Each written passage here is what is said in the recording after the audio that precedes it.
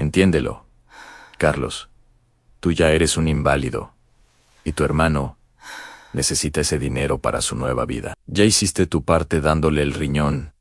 Ahora deja de ser una carga. Esas fueron las palabras de mi madre, mientras me ponía los papeles de la renuncia a la herencia frente a mi cama de hospital. Me usaron como una refacción humana y ahora me tiran a la basura. Pero lo que mi familia perfecta olvidó es que mientras yo estaba en administración cuidando sus cuentas, encontré el rastro de los 2 millones que mi hermano robó. Y hoy voy a recuperar mi riñón, enviándolos a todos a una celda fría. El silencio en el pasillo del hospital era denso, cargado de ese olor antiséptico y muerte que se queda pegado en la garganta. Yo estaba sentado en una silla de metal fría, con las manos temblando, no de miedo, sino de agotamiento puro. Llevaba 3 días sin dormir, vigilando la puerta de la unidad de cuidados intensivos, donde mi hermano Mayo, Julián, se debatía entre la vida y la muerte. Mi familia siempre fue una pirámide en Julian. Estaba en la cima, el arquitecto brillante, el hijo que nació con el éxito cosido a la piel. Mis padres eran los pilares que lo sostenían todo. Y yo, Carlos, era el cimiento invisible, el que nadie ve, pero que aguanta todo el peso. Julián necesitaba un riñón, no en un año, no en un mes. Lo necesitaba ahora. Mi madre se acercó a mí esa noche. Sus ojos, antes llenos de orgullo por Julián, ahora eran 2 pozos de desesperación. Me tomó las manos con una fuerza que me dolió. Carlos, los resultados llegaron. Eres compatible. Eres el único que puede salvarlo, me dijo. No fue una petición. Fue una sentencia. En su voz no había preocupación por mi salud, solo la urgencia de reparar su posesión más valiosa. Accedí. Entré al quirófano pensando que, al entregarle un pedazo de mis entrañas a mi hermano, finalmente ganaría un lugar en el corazón de mi familia. La cirugía fue un éxito mediático. Julián salió del hospital en tiempo récord, luciendo esa sonrisa de ganador que lo hacía irresistible. Yo, en cambio, regresé a una casa que de repente se sentía más grande y más fría. Mi recuperación fue un infierno de dolor crónico y fatiga que los médicos no lograban explicar. Pero lo peor no fue el dolor físico. Lo peor fue darme cuenta de que, una vez que Julián tuvo lo que quería de mí, volví a ser transparente. 6 meses después, la casa estaba revolucionada. Julián se casaba con una modelo cuyo apellido pesaba más que su inteligencia. La boda iba a ser el evento social del siglo. Yo seguía lidiando con deudas médicas que se acumulaban en mi mesa de noche. Resulta que Julián, quien manejaba las cuentas de la constructora familiar, había ajustado mi seguro de gastos médicos para liberar presupuesto para su banquete de bodas y los diamantes de su prometida. Esa tarde, me dirigí al despacho de mi madre para pedirle ayuda con una factura de hospital que no podía pagar. Me detuve en seco al escuchar sus voces. Me estaban riendo. Mamá, ya hablé con el notario. La voz de Julián era clara y potente, vibrando con esa salud que yo le devolví. Carlos no puede figurar en el testamento de la propiedad de la costa. Míralo, Ana, ahora es un hombre a medias, siempre cansado, siempre quejándose. Si le dejamos esa propiedad, la venderá en una semana para pagar sus estúpidas consultas médicas. Es un desperdicio de patrimonio. Me pegué a la pared, sintiendo un sudor frío recorrerme la espalda. La propiedad de la costa era el legado de mi abuelo. Lo único que siempre quise, porque era el lugar donde pasé los pocos momentos felices de mi infancia. Tienes razón, Julián, respondió mi madre, con una frialdad que me heló la sangre. Carlos ya hizo lo que tenía que hacer por esta familia. Salvarte a ti fue su Mayo, era el logro, y debería estar satisfecho con eso. Tú necesitas ese capital para tu nueva vida social, para que tu esposa se sienta en el nivel que merece. Mañana firmaré los papeles. Carlos no necesita tierras.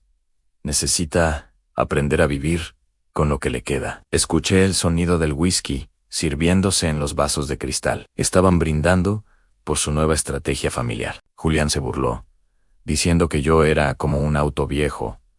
Una vez que le quitas las piezas que sirven, lo tiras al desguace. En ese momento, La cicatriz en mi costado ardió como si el bisturí estuviera entrando de nuevo.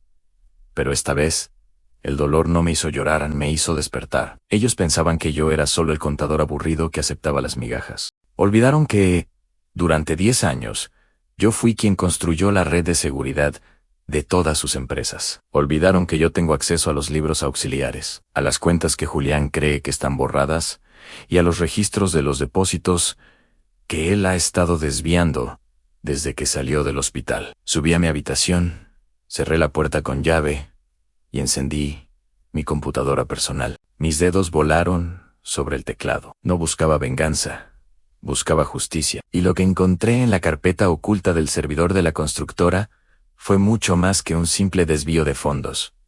Julián no solo estaba usando dinero de la empresa para su boda, estaba usando la póliza de vida de mi madre como garantía para préstamos con prestamistas que no usan abogados para cobrar sus deudas. Ellos me quitaron un riñón y ahora querían quitarme mi futuro. No sabían que, al borrarme de su testamento, me habían liberado de cualquier lealtad. A partir de mañana, la familia perfecta de Julián iba a descubrir que el hermano, débil, tenía el dedo puesto sobre el botón que iba a detonar toda su farsa. Julián pensó que me había dejado vacío, pero me dejó con la herramienta más peligrosa del mundo, información que no tiene precio. Esa noche no dormí. Pasé las horas frente al monitor, con el único sonido del ventilador de mi computadora y el latido sordo en mi costado operado. Cada vez que el dolor punzaba, mi determinación se hacía más sólida. Julián y mi madre pensaban que yo era un estorbo,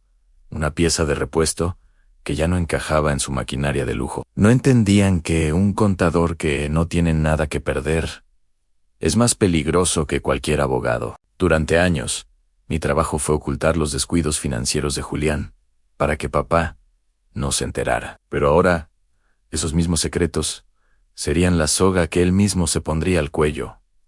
Al amanecer, bajé a la cocina. Julián estaba ahí, luciendo un traje de lino que costaba más que mis últimos 6 meses de tratamiento. Estaba hablando por teléfono, riendo sobre los arreglos florales de la boda, que costarían $50,000. Ni siquiera me miró cuando entré. Para él, yo ya era un fantasma. Mi madre entró poco después, con esa sonrisa de plástico que reservaba para las fotos de la alta sociedad. «Carlos, qué bueno que despiertas», dijo ella, sin acercarse a besarme. «Hoy tenemos la cita con el notario para lo de la propiedad de la costa. Julián necesita que firmes unos documentos de renuncia voluntaria. Es un trámite.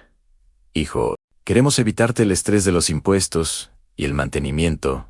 «Claro, mamá», respondí con una calma que me asustó. «Estaré allí. Pero antes, Julián, necesito que revisemos unas discrepancias en los libros de la constructora. Hay unos movimientos hacia una cuenta en el extranjero que no reconozco». Julián se puso rígido. Se despidió rápido por teléfono y se giró hacia mí. Sus ojos, los mismos que yo salvé de la oscuridad hospitalaria, ahora destilaban un odio puro. «No tienes nada que revisar, Carlos. Ya no eres el jefe de contabilidad. Solo estás ayudando mientras te recuperas del todo. Si es que eso pasa algún día», escupió con desprecio, «firma los papeles de la herencia y deja que los profesionales nos encarguemos del dinero real. No querrás que mamá piense que te estás volviendo difícil justo ahora que te hemos mantenido estos meses». Salieron de la casa sin esperarme, dándome por hecho. Pero lo que Julián no sabía es que, mientras él se ajustaba la corbata, yo ya había ejecutado un comando en el servidor principal de la empresa. Julián había estado usando un esquema de sobrefacturación en los materiales de construcción para desviar fondos a una cuenta personal. Yo lo sabía desde hacía meses, pero lo había guardado para proteger la paz familiar. Esa paz ya no existía. Llegué a la oficina del notario 15 minutos tarde. Julián estaba impaciente, golpeando el suelo con su zapato italiano. El notario, un hombre gris que solo veía números, puso los documentos frente a mí. Eran 5 páginas de tecnicismos legales, diseñados para despojarme de cada centavo de la herencia de mi abuelo, a cambio de una compensación ridícula de $5,000.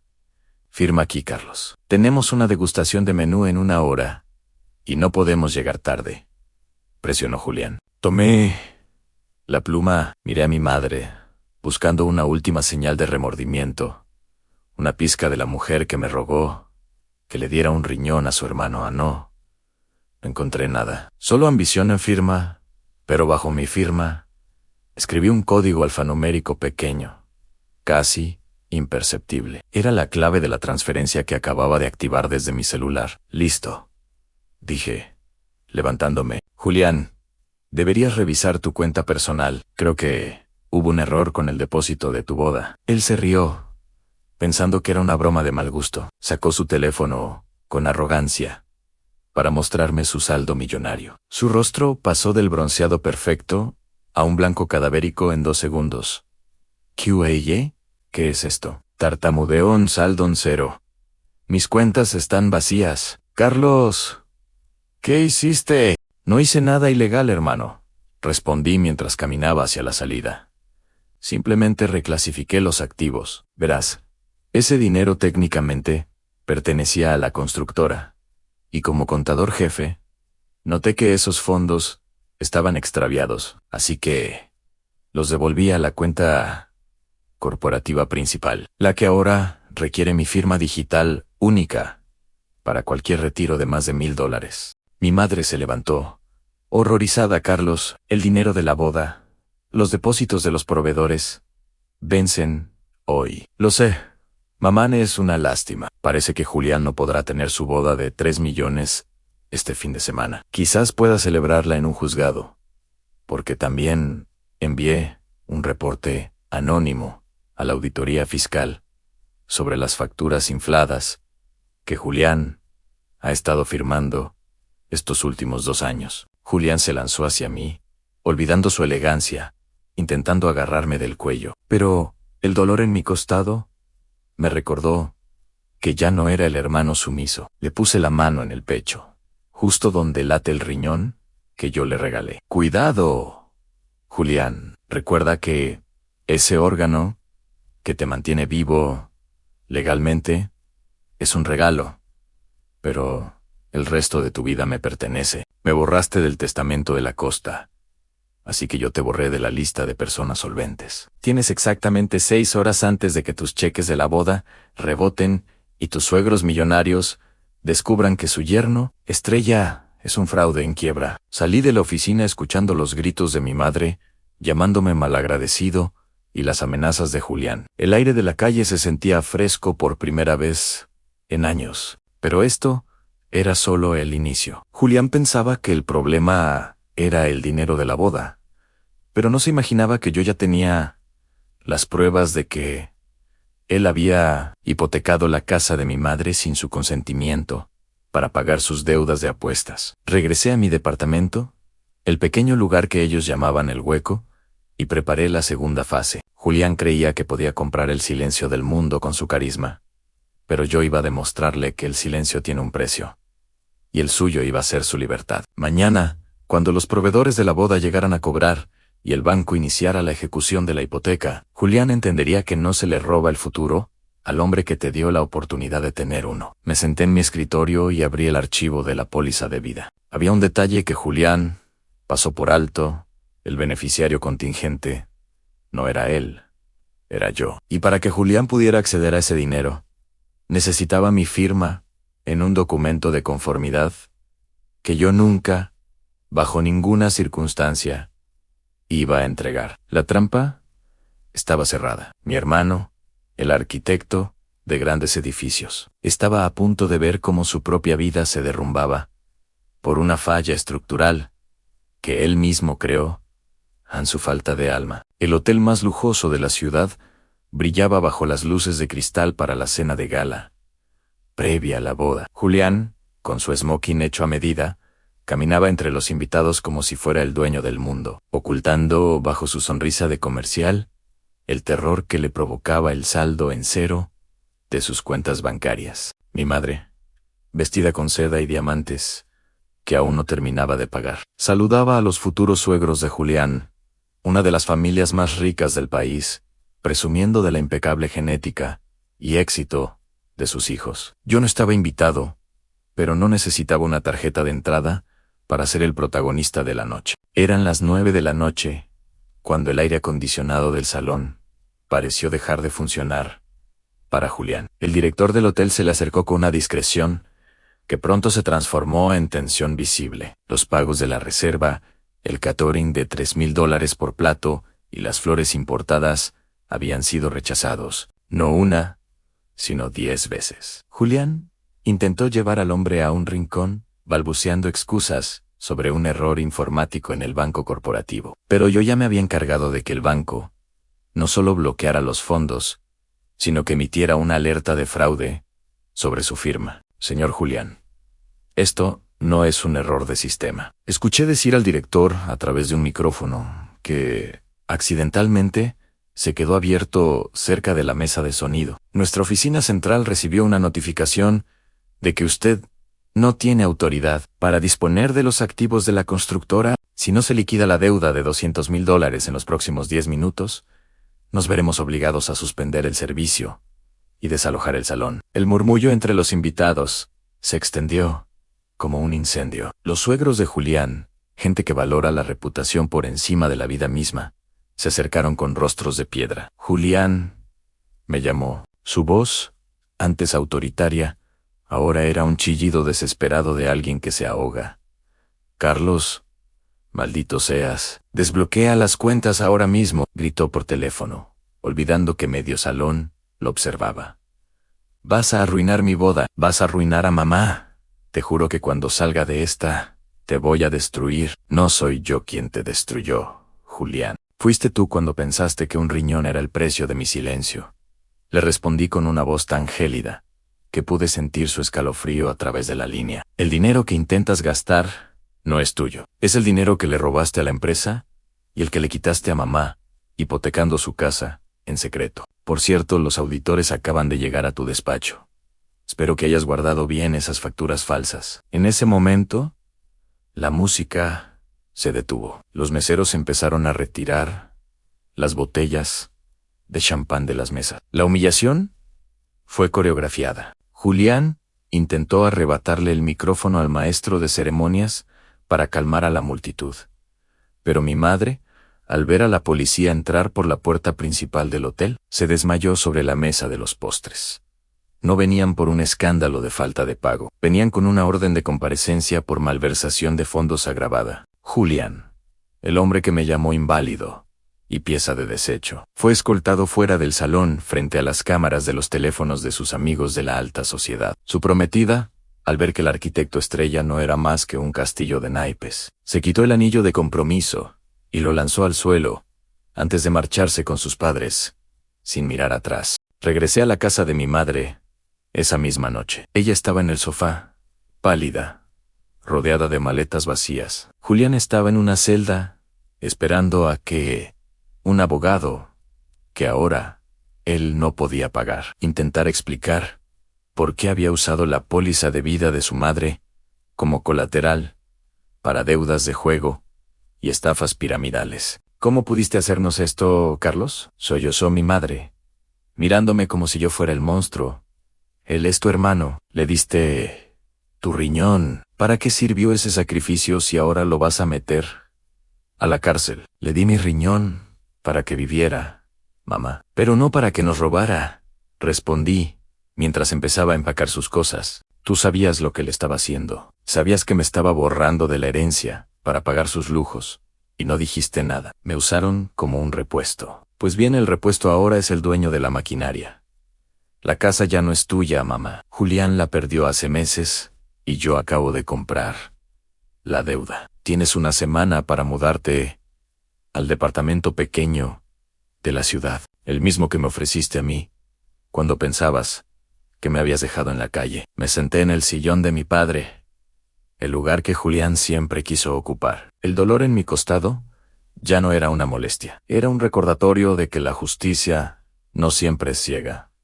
A veces tiene que ser quirúrgica. Julián pensó que me había quitado el futuro al borrarme de un papel, sin entender que mi futuro no dependía de su aprobación, sino de su codicia. La familia de Oro se había derretido, dejando ver el plomo barato que siempre hubo debajo. Mañana, el mundo sabría toda la verdad. Y yo, por primera vez en 7 años, iba a dormir una noche completa, sabiendo que mi sacrificio no fue en vano. Anme sirvió para comprar mi libertad y la caída de mis verdugos. El Tribunal de Justicia olía a papel viejo y a la frialdad de las decisiones que no tienen marcha atrás. Julián llegó esposado, escoltado por 2 guardias que hacían que su traje de diseñador, ahora arrugado y manchado tras 3 noches en una celda común, pareciera un disfraz de alguien que ya no pertenece al mundo de los vivos. Mi madre estaba sentada en la primera fila,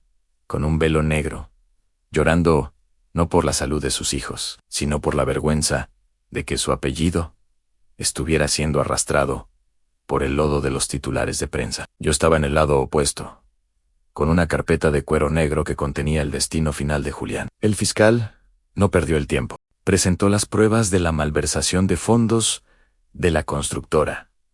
Pero eso era solo el inicio. Julián pensaba que sus abogados podrían argumentar que se trataba de errores administrativos. Pero cuando llegó mi turno de testificar, el silencio en la sala se volvió absoluto. Me puse de pie, ignorando la punzada de dolor en mi cicatriz, y miré directamente a los ojos de mi hermano. Julián me sostuvo la mirada, con un odio que todavía intentaba ser superior, pero sus labios temblaban. Señor juez, lo que el acusado Julián hizo no fue un error de cálculo, dije con una voz que resonó en cada rincón del estrado. Él diseñó un sistema de ingeniería financiera para vaciar las cuentas de la empresa, mientras yo estaba en una mesa de operaciones dándole mi riñón para salvarle la vida. Mientras yo perdía mi salud, él ganaba capital para sus apuestas y su boda de cristal. Entregué las copias de los chats privados de Julián con sus prestamistas, donde literalmente se jactaba de haber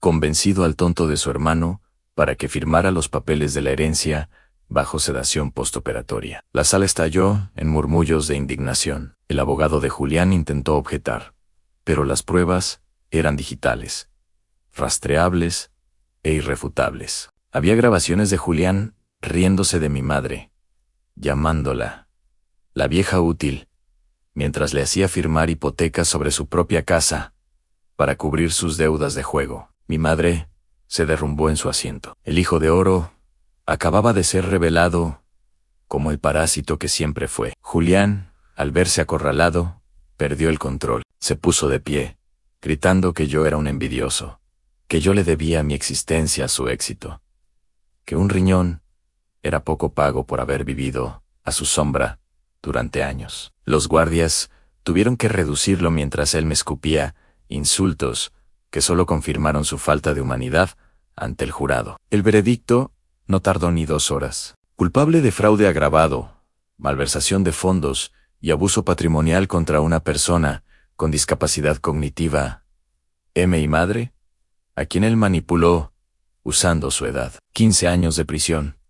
Pero para Julián, el castigo no fue la cárcel. El castigo fue la humillación final que le tenía preparada antes de que se lo llevaran al centro penitenciario. Pedí una visita privada de 5 minutos en la sala de detención.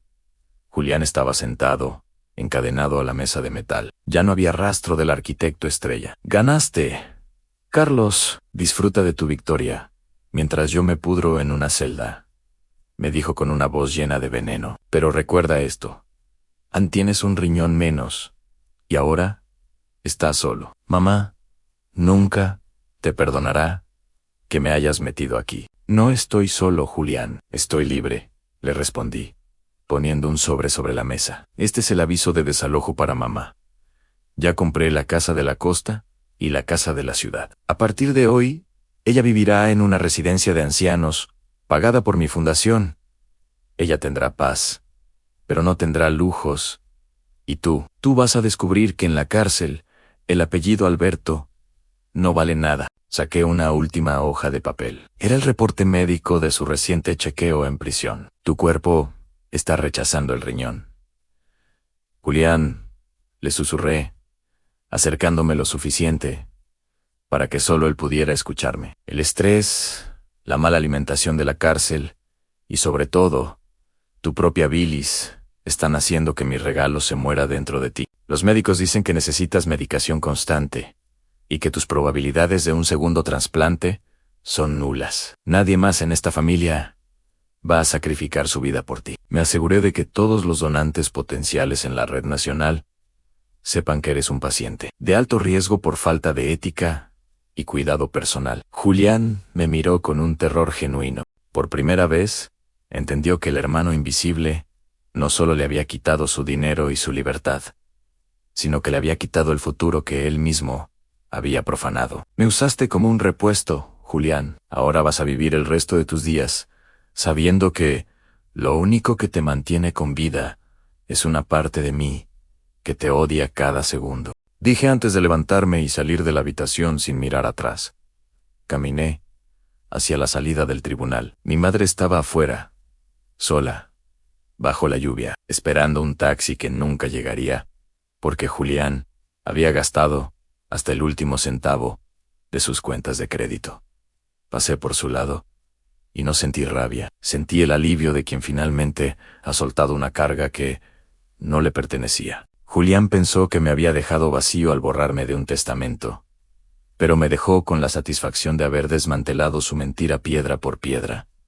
La familia de oro ya no existía, solo quedaba yo, un contador, con una cicatriz que ahora llevaba con orgullo, porque era la marca de mi libertad. Un año después del juicio, el mundo de los Alberto ya no era más que un titular olvidado en los periódicos de chismes. Me encontraba en el balcón de la casa de la costa, la misma propiedad de la que Julián y mi madre intentaron borrarme con una risa de desprecio. El aire salado golpeaba mi rostro y, por primera vez en mi vida adulta, la punzada en mi costado no se sentía como una herida, sino como una medalla. El silencio aquí era absoluto, un contraste brutal con el caos de gritos y sirenas que marcaron el fin de mi familia. Julián me envió una carta hace un mes, desde la prisión estatal. El papel estaba amarillento, y las letras eran temblorosas, una sombra de la caligrafía perfecta que solía usar para firmar sus proyectos arquitectónicos. En ella ya no había amenazas ni insultos. Solo había una súplica patética. Los médicos de la cárcel confirmaron lo que yo ya sabía en su cuerpo. Envenenado por su propio odio. Estaba fallando. El riñón que le di estaba muriendo. Y con él, sus esperanzas de cumplir la sentencia completanme. Pedía perdón. Me pedía que intercediera ante la red de trasplantes. Me pedía que fuera el buen hermano una última vez. Doblé la carta y la usé para encender la chimenea. No sentí placer, pero tampoco sentí remordimiento. La gente como Julián no pide perdón porque se arrepiente del daño que causó, sino porque finalmente tiene que pagar las consecuencias de sus actos. Durante 10 años, yo fui su seguro de vida, su contador, su donante y su sombra. Ese contrato se rompió el día que decidieron que yo era una pieza desechable. Julián ahora tiene que aprender a vivir, o morir, con las decisiones que tomó. Mi madre, por su parte, vive en una residencia de alto nivel, que yo mismo financio. Tiene un jardín pequeño, comida caliente y enfermeras que la cuidan las 24 horas. Irónicamente, tiene una vida mucho más estable de la que Julián le hubiera dado, pero vive en un exilio emocional. Fui a visitarla hace poco. Se sentó frente a mí, con la mirada perdida en el jardín, y me preguntó cuándo regresaría Julián de su viaje de negocios. Su mente, incapaz de procesar que su hijo de oro es un criminal convicto que la dejó en la calle. Ha creado una fantasía donde todos seguimos siendo la familia perfecta. Me miró por un segundo con lucidez y me dijo: Carlos, eres un buen hijo. Siempre estuviste ahí para nosotros. Fue la primera vez que lo dijo en 30 años. Me levanté y me fui. Ya no necesitaba sus palabras. Ya me había dado a mí mismo todo el reconocimiento que alguna vez busqué en ellos. He transformado la constructora familiar. Ahora se llama Legado Humano, y su enfoque principal es la construcción de viviendas accesibles para personas con discapacidades y cuidadores que, como yo, fueron olvidados por el sistema. El dinero que Julián robó fue recuperado en su totalidad tras liquidar sus propiedades y autos de lujo. Y ahora Ese capital está sirviendo para que otros no tengan que sacrificar sus órganos para tener un futuro. A veces, por las noches, me miro al espejo y toco la cicatriz en mi abdomen. Es larga, fea, y me recuerda que fui ingenuo, que amé a personas que solo me veían como una utilidad. Pero también me recuerda que sobreviví. Julián pensó que me había quitado la herencia, pero me dejó algo mucho más valioso, a la capacidad de ver a las personas por lo que son, no por lo que dicen ser. La boda de Julián, la que iba a ser el evento del siglo, terminó siendo el hazmerreír de la ciudad. Su ex prometida se casó con un hombre de verdad y, según escuché, pidió que se borrara cualquier rastro de Julián de su vida social. Julián es ahora un número de expediente, un paciente renal crónico en una celda gris que pronto tendrá que enfrentar el juicio final que ninguna cuenta bancaria puede evitar. Mientras el sol se oculta sobre el horizonte de la playa, abro una botella de vino que mi abuelo guardó para una ocasión especial. Sirvo una sola copa. No brindo por la caída de mi hermano, ni por la soledad de mi madre. Brindo por el hombre que está sentado aquí, el que ya no tiene que esconderse, el que ya no es la sombra de nadie. Julián y mamá pensaron que la historia terminaba cuando me echaron a la calle. No entendieron que ese era apenas el prólogo. Mi verdadera vida comenzó el día que dejé de ser su repuesto y me convertí en el arquitecto de mi propio destino. Y en este edificio que he construido para mí, no hay espacio para traidores, solo para el silencio reparador de la justicia cumplida. La grabadora que usé aquel día en el hospital sigue en mi cajón. A veces la escucho, no para torturarme, sino para recordar el tono de voz de Julián cuando decía que yo ya no servía para nada. Sonrío. Porque hoy, mientras él cuenta los ladrillos de su celda, yo soy el que es dueño de la costa, de las empresas y, lo más importante, de mi propia alma. La familia de oro se convirtió en polvo, y yo, el hermano de sombra, finalmente soy el que camina bajo la luz del sol.